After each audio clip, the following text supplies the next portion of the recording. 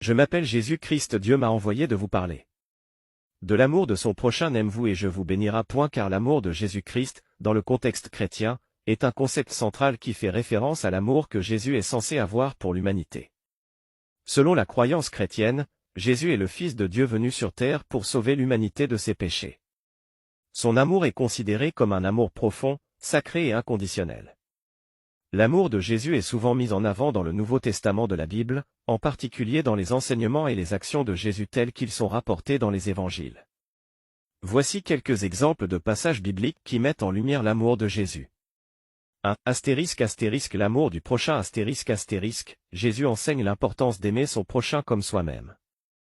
L'un des passages les plus célèbres à ce sujet est la parabole du bon samaritain, Luc 10, 25-37, où Jésus montre que l'amour ne connaît pas de frontières et que nous devrions aider ceux qui sont dans le besoin. 2. Le sacrifice pour le salut la crucifixion de Jésus est considérée comme un acte suprême d'amour, où il aurait donné sa vie pour le salut de l'humanité. Jean 15h13 déclare, « Il n'y a pas de plus grand amour que de donner sa vie pour ses amis. » 3. Le pardon Jésus a enseigné la notion de pardon envers les autres.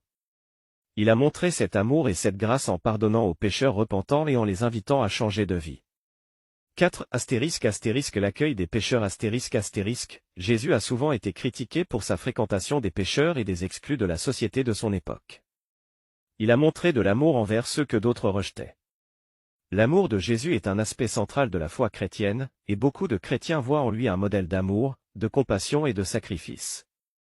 Cet amour est censé apporter le salut spirituel et l'espoir éternel à ceux qui croient en lui.